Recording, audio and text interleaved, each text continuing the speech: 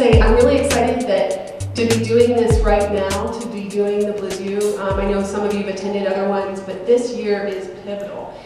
We have seen in the last several years a significant amount of cell phones and mobile phones, as Eric had said, but the thing that is happening this year is that it's all tipping. The balance is going towards mobile. There's a significant number of people that are just using their mobile phones or tablets. You just look around and see that everywhere you go. And how many of you have more than one device in this room? Wow. Okay, keep your hands up. How many of you have a cell phone? That's one of the devices. All the same. Everybody's got a cell phone. Okay, tablet. Who has a tablet? Wow, significant number of tablets. And how many have your laptop? Oh, some hands went down, some went up. Okay, that's awesome. So thank you very much for that. That's an example of some of the things that I'm going to be talking about, that it permeates every single thing with your online marketing. One of the things is that people, when they're booking rooms, will use 43% of travelers, and it's another 43. I have two other 43s. I don't know why 43 is a really magic number today. But it's 43% of travelers use multiple devices when they're booking their stay. And it makes sense. I'm sure that, when you're researching something, you keep on going back to that website, several times, and you do it with whatever device you have with you at the moment, wherever you are, right? Whenever you're mobile and walking around, trying to figure out, or just want to show another person, hey, this is the place I found, let me look it up on my phone for you, right? So think about that. They may not actually book on the phone, or they may. You just don't know what device people are going to use, and this is accelerating, okay? Because we're all using these different devices. So that's a huge, huge change, and the reason why we're going to talk about the carousel has come out and we're going to roll it out for lodging in Google, and I'll show a picture of it in a minute, and Eric's going to go in detail about it. But the reason why Google is doing a lot of changes is because of the mobile, because so many things have changed in the mobile world, or changing the way that we're using our mobile devices is changing Google, because Google wants to make sure that you continue to use Google. So let me ask another question. This is a dangerous one, but I'll see if anyone takes a stab at why does Google exist? Why is it there? To take over the world. To take over the world. Yeah? Anybody want to take a stab at it? To make money. Yeah. Right, to get your information source, to get where you want to go, to make searching easier. If it wasn't easy to get what you wanted to know, Google would not be here. Somebody else, when I asked that question, they said, to sell ads. Google exists to sell ads. Well, yeah, that's their revenue model. Yes, and the only way they're going to continue to sell ads is if they get enough people, and if they get enough people by serving up information that's relevant. And so the whole game for Google is making sure that they know that they're giving people what they want quickly. And so I think the carousel is a big part of that. It's also, the carousel, I think, is a big part of the mobile, the change in mobile, because you're getting on one screen the easy way to just see, without scrolling down, you can see all of these things lined up, and you go left and right, and you can find the information quickly. What does that mean for you guys? Well, we're going to go into it, but if you're not in that carousel, that's very disconcerting, right? Because if you're not there, you might not be found, but we'll go into that later. Okay, so wrapping that with Google, Google wants everything to be relevant, and so that'll be the name of the game with all of the different areas that we're going to talk about. So your website, especially SEO, has been around, over a decade, actually. A lot of the techniques, making sure that you have good links, good quality links, you have a well-structured website. There's a lot that has not particularly changed, it's just gone deeper over the last many, many years. And you need to have a website with solid SEO practices. That's just to get a ticket. That's just an entry ticket into the game. Your website has to be solid. In order to play in the game for mobile, there's a difference between a responsive site and a mobile website. So how many of you do searches on your cell phones? You have a smartphone and you do search? Okay, most of you, right? Have you ever had the experience where you're searching and you find this great article, like say you're looking for an event. This happens to me all the time at home with my chamber because the events are all listed on the chamber website. That's great, love it. Find the event, it's one of the first search results. I click on it and I get the homepage of the chamber website. I don't get what I wanted. Does that happen to you guys? Yeah? Okay, well, that's a mobile site. Okay, that mobile site doesn't have all of the content of the main website. And the problem is, even when I click full desktop version, I go, on my phone, and all of a sudden it's tiny, and I try to find that link, and it's a huge website, my chamber website. So I can't find the link, I can't find my information, I'm frustrated, that's no good. There's another way to handle that problem, and that's what Eric talked about with the word responsive. And all that means is that your website is going to show up differently in different devices. It's going to respond to the device, and it's going to show you a different picture. So this is an example of a responsive website, and this is what we did for the laptop or desktop. This is the way it shows up.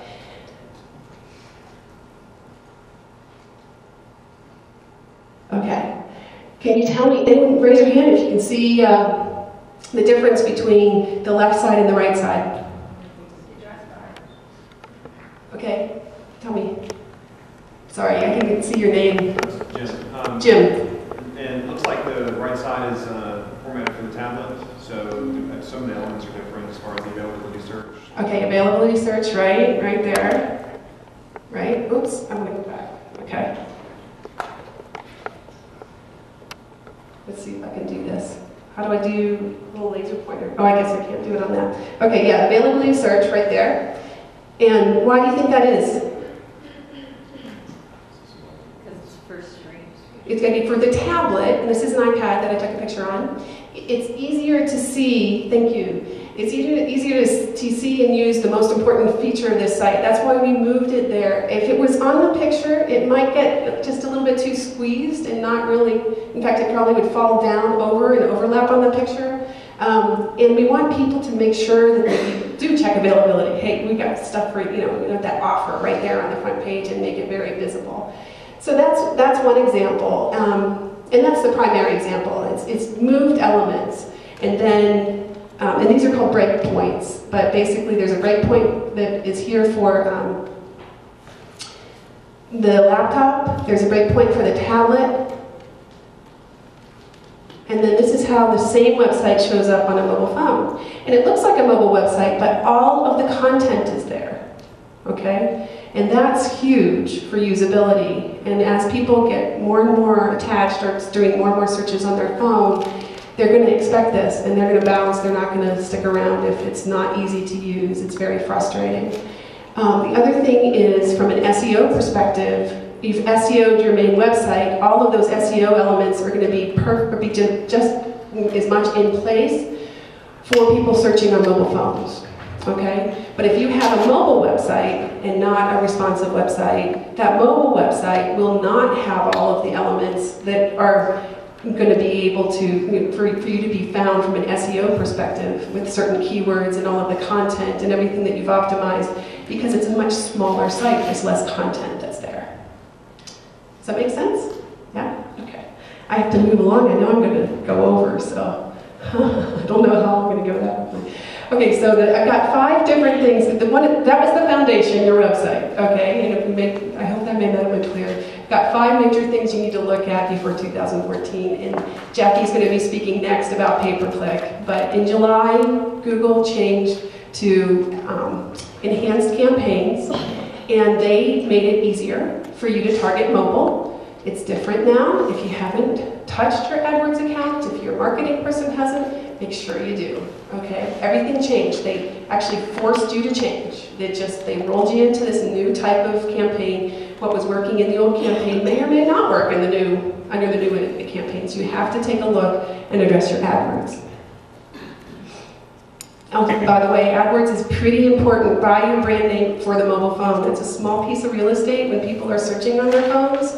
Make sure that you buy your brand name so you come up and not your competitors, okay? You want to make sure that you get in those first top search results, and particularly for your brand name. If someone's already searching for you, don't let somebody else get that ahead of you. Okay, so pay-per-clicks are very important for mobile. Social signals really matter and video trumps. We are all on overload because we're bombarded all the time. Teach me, show me, and clicking on video for travel, it's huge, it's going to continue. Getting a YouTube channel is a huge part of what you need to be doing. Also, anyone know what Pinterest is? Raise your hand if you've heard of Pinterest. Good, about half, maybe a little bit more. That's great. Pinterest is just a photo sharing site, and I don't know, we have a lot of women in the room, I think, and I think that's why we had a lot of hands go up. It kind of started for people who maybe scrapbookers. So if you're a guy and you don't know about Pinterest, don't feel too left out. That's probably, about natural. But the photos that you see there actually have a higher referral rate to websites than Facebook or Twitter, even though there's a lot fewer people using Pinterest. Go ahead, Jim. You have a question? Have you seen Pinterest become more or less relevant in terms of vacational marketing over the past year? Or as far as the website itself, is it gaining popularity, declining in popularity? That's a great question, and I'm going to defer that question about Pinterest to Nicole when she does her presentation in the afternoon. You're going to be here for the afternoon? Okay, great. Yeah. We definitely have clients in it, and they're doing very well from a vacation rental perspective from Pinterest. Okay, I'm going to have to move quickly, so I'm going to skip some things. I just want to mention quickly, this is the other 43% statistic, and why it's 43, I don't know, but it is 43% of people actually look at email on their phones. And raise your hand if you look at email on your phone. Yeah, okay, we all do, right?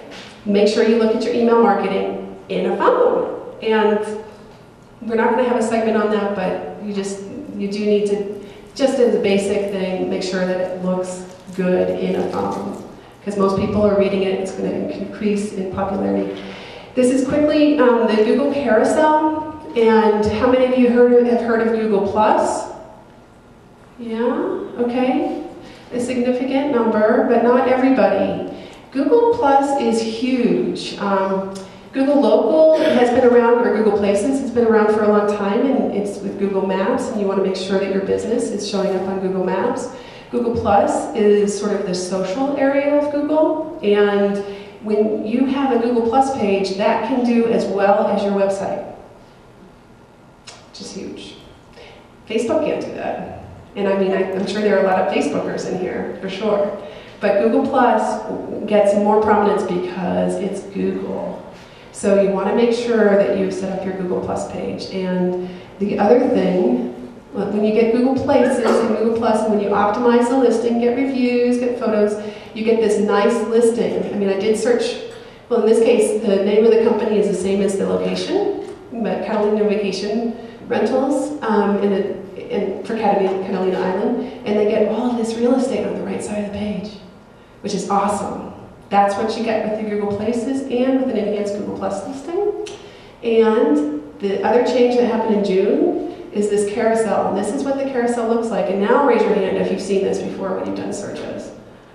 Only a few, okay. It's not in every single market, but I mean, it's not just for lodging. It's definitely been there for universities for at least a year. If you searched for universities, which, I mean, you have to have a college-age kid or, to be very specific use. But try it for looking for restaurants in your area. Say restaurants or Las Vegas restaurants. See if you see the carousel. I'd love to see. Las Vegas restaurants, yeah? Okay, yeah. And it's cool. I mean, it's pretty easy to use, but how do you get in there? Google. Google Places, Google Plus, Google Plus local maps to get in there and optimize your listing and get a good placement in the carousel.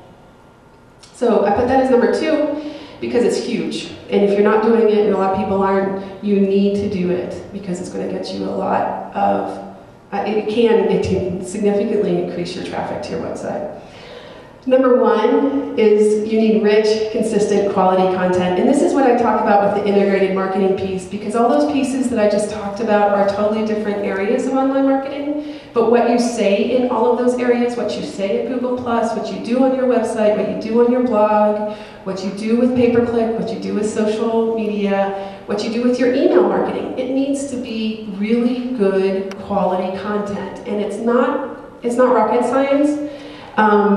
Some examples are you writing for Google? Are you writing for human beings? So here's an example of some things that are writing for Google. And you do see this sometimes when you're on the web. You see people that have written a whole bunch of repetition words, and they're those keywords and blah, blah, blah. So you're kind of trying to trick it, or trying to, highlight it. Hey, look at me, I'm good for this particular keyword. Don't do that. You need to make it very much the way it would be written for a human being, okay? It needs to be written for human beings. And that would be an example of something that you would want to share with someone else. Say, hey, this is information that's really highly relevant. It should read like a magazine article or a book, get to the point and then go from there. And it needs to be well written. That's high quality content. Any questions on that? Okay. Another test, too, is whether it's trustworthy. And that's not rocket science either. Sloppily, hastily written, spelling and grammar. I say, would that person's English teacher be embarrassed? And basically, trustworthy from the really positive aspect is, would you put your credit card in on this website? Do you trust it well enough with your financial information? That's, pretty basic, but it's like, okay, sometimes you do see websites, it's like, wow, that, who is this person and do I trust them? And would you trust them with health advice? If they're giving you medical advice that you need to try a route from Madagascar, would you trust them? Do they seem like they're intelligent? So that's good quality content, and you need to do that across all marketing channels. The more that you do that, that's 1 + 1 = 3. You will do much better if everything is good quality around the same type of topic in all of the different areas, email marketing included, and social media, pay-per-click on your website. And Google is going to take all of those pieces, well, it's really like 5 + 5 = 12 or something, because all of those different areas, you're going to get more of a boost because of the consistency. Okay. So the 5 that I just said are, number 1, quality content, and do schedule it on a calendar. Make it so that it actually happens. It's not just your websites that's going to get you visitors. You have to do all these activities in order for Google to see you as active and viable. You could easily just be a business that has stopped being in business if they don't see you doing other activities, okay? From their perspective, you might not even exist anymore. So make sure you continue to do a lot of activity and put it on a calendar, make sure it happens. Do it ahead of time for the stuff that's Christmas related and everything else. The carousel, do Google Plus local maps. Make sure you look at your emails. With social media, do video and photo sharing, do as much as you can in the social media. And then AdWords, it changed for mobile last July, make sure you did as well. And lastly, don't forget your website. Take a look at how you look and your competitors look, and go through the booking process as well. Okay, see, just don't book your competitors, but check how hard is it to book on those. Make sure that it works well in your website and versus your competitors. So with that.